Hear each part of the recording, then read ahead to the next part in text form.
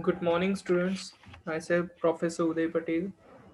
Today we study about effect of generator excitation adjustment in the post-disturbance period. And one another topic is that effect of transformer tap changing in the post-disturbance period. Okay. Previously, we discussed about reactive flow constraint and their implication or connection in the loss of voltage. Okay. In that portion, we talk about some post disturbance period, uh, some things actually, some cases actually. Okay. In that, we first discuss about the effect of transformer type changing in the post disturbance period. Okay, like take one example. If we have one power system, okay, we have one system including transformer, generator, load, different types of load like capacitive, inductive, resistive, any other loads. So in that, what happen if some distance like line to ground fault, double line to ground fault, or any insulating damages, okay, I square losses, okay, any other undesirable condition, which we called as undesirable situation or disturbance. ठीक है. तो ये जो हम अभी बात कर रहे हैं वो कब की कंडीशन है? डिस्टरबेंस होने के बाद की कंडीशन. ठीक है. अब डिस्टर्ब अगर आप क्या करते हो कि आपका कुछ ना कुछ फॉल्ट आया, ओके, तो उस टाइम की कंडीशन में आपको क्या करना पड़ेगा कि आपको काफ़ी ज़्यादा वो ध्यान रखना पड़ेगा कि आपका ट्रांसफॉर्मर टी चेंजिंग आपको कितना करना है, कैसे करना है, ओके. तो उसके लिए कुछ ये पॉइंट्स हैं कि आपको किस तरह क्या करना है, ट्रांसफॉर्मर के टेप चेंजिंग आपको करने हैं, ओके. और आप करोगे, ओके, आप मान लो कि टैप चेंजिंग करते हो तो उसकी इफेक्ट क्या आएगी, वो सारी चीज़ें आज हम डिस्कशन करने वाले हैं. ओके. तो फर्स्ट जो भी हम आज पढ़ने वाले हैं, विच इज सॉरी, आज जो हम फर्स्ट जो पॉइंट पढ़ने वाले हैं वो हम देखते हैं यहाँ पे. Wait a minute, sorry.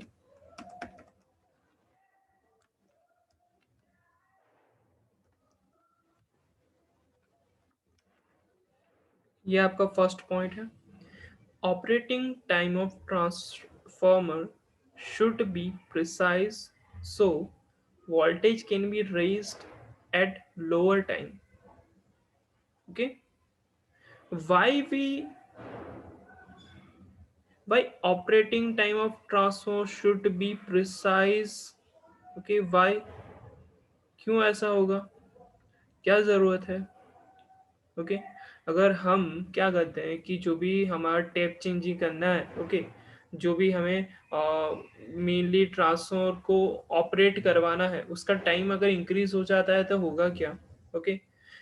तो मेन जो हमारा मोटो है, मेन हमारा एम है कि आपको जनरेशन से डिस्ट्रीब्यूशन तक आपका जो भी पावर सप्लाई है वो कंटिन्यू रहना चाहिए. वो नहीं होगा, रिलायबल पावर सप्लाई नहीं मिलेगा लोड को.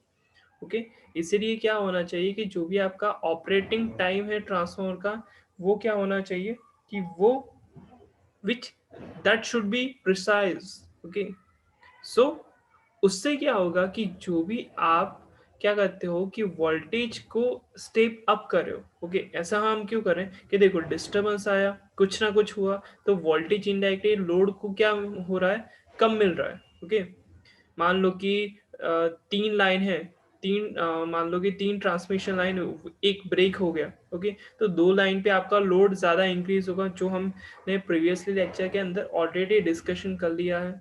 बट अभी की कंडीशन में क्या है कि आपका लोड जो भी है उसको रिक्वायर्ड पावर नहीं मिल रहा, तो हम क्या करें कि टेप चेंजिंग से हम वोल्टेज को इंक्रीज करवा रहे हैं. ओके.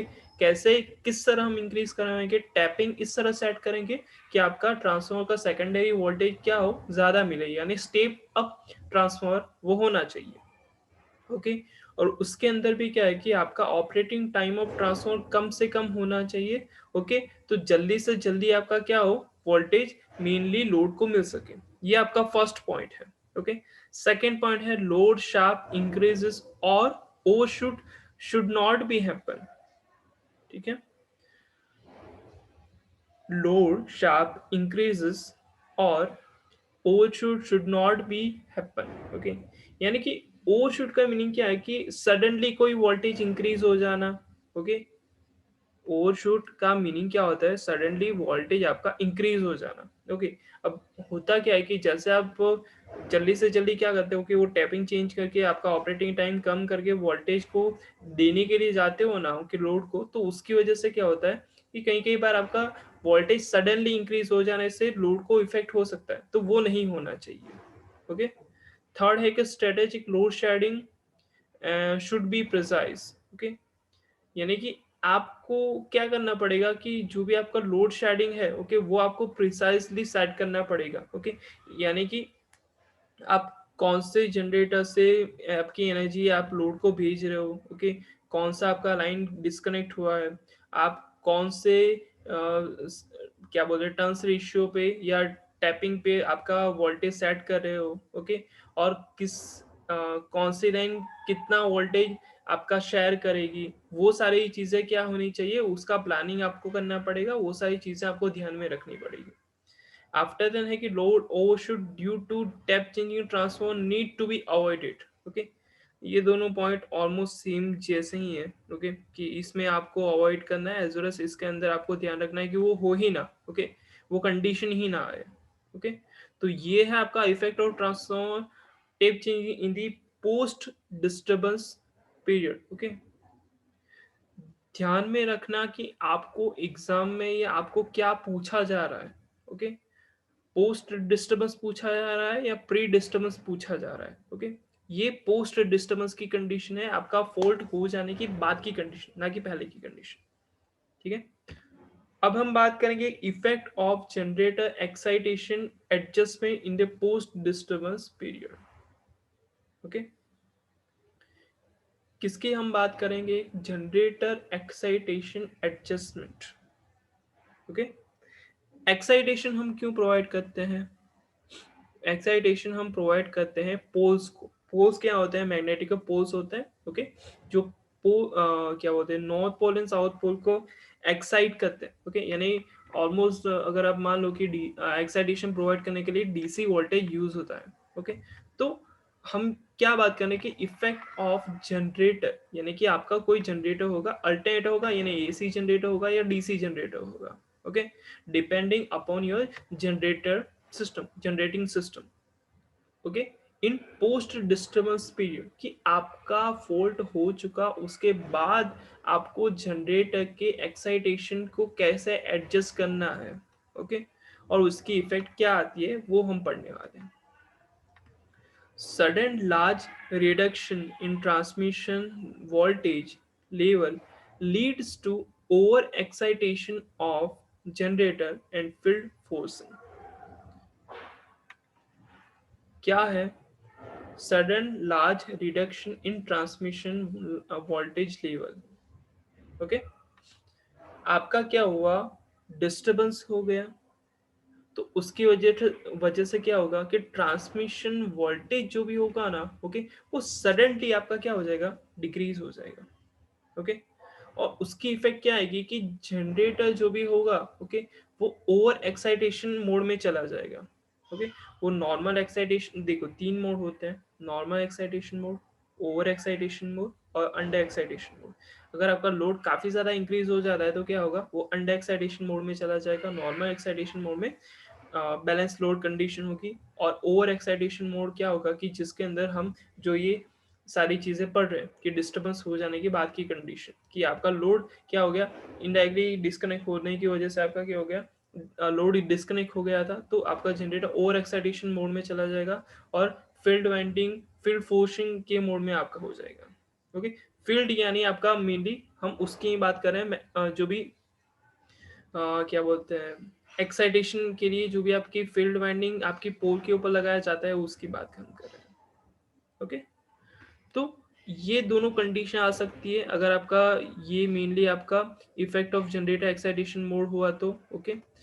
और this can be also leads to hampering of voltage stability causing the system collapse okay। तो इसकी इफेक्ट यानी कि ये जो भी ओवर एक्साइटेशन इफेक्ट है ओके और फील्ड फोर्सिंग हुआ ओके ऑन जनरेटर, तो उसकी वजह से अगर आप उसको सॉर्ट आउट नहीं करते, उसको सॉल्व नहीं करते, तो उस टाइम की कंडीशन में आपका होगा क्या कि ये जो भी आपका है सिस्टम आपका क्या हो जाएगा, वोल्टेज की स्टेबिलिटी क्या हो जाएगी, वो स्टेबल कंडीशन से अनस्टेबल कंडीशन में आपका क्या हो जाएगा, वो चला जाएगा और उसकी वजह से जो भी आपका सिस्टम होगा वो कोलैप्स हो जाएगा ओके। यानी आपका पूरा का पूरा सिस्टम क्या हो जाएगा, स्टॉप हो जाएगा ओके। और उसकी अगर इसकी ही बात कर लो ओके, तो उसकी वजह से काफ़ी सारा सिस्टम में डैमेज भी हो सकता है, आपके इक्विपमेंट बिगड़ सकते हैं ओके, आपकी वाइंडिंग के जो भी इंसुलेशन है वो बर्न आउट हो सकते हैं, काफ़ी सारी चीज़ें हो सकती हैं okay. Sometimes this leads to over excitation of other units leading to the over excited system okay। यानी कि एक तो ये हम जनरेटर की ही बात कर रहे हैं ओके, लेकिन ऐसा भी हो सकता है कि उसके साथ कनेक्टेड जितने भी सारे इक्विपमेंट हैं ओके, वो भी ओवर एक्साइटेड के अंदर आपका कन्वर्ट हो जाए ओके, और पूरा का पूरा सिस्टम आपका क्या हो जाए, ओवर एक्साइटेड मोड के अंदर चला जाए ओके। तो ये काफ़ी सेवियर कंडीशन होती है ओके। तो आज हमने देखा कि अगर आपका पोस्ट डिस्टर्बेंस पीरियड होता है तो इफेक्ट ऑफ ट्रांसमोर टेप चेंजिंग क्या क्या होते हैं, और अगर आपका पोस्ट डिस्टर्बेंस पीरियड होता है तो उसके अंदर भी आपका जनरेटर एक्साइटेशन का जो भी इफेक्ट है वो आपका क्या होता है okay. Thank you so much.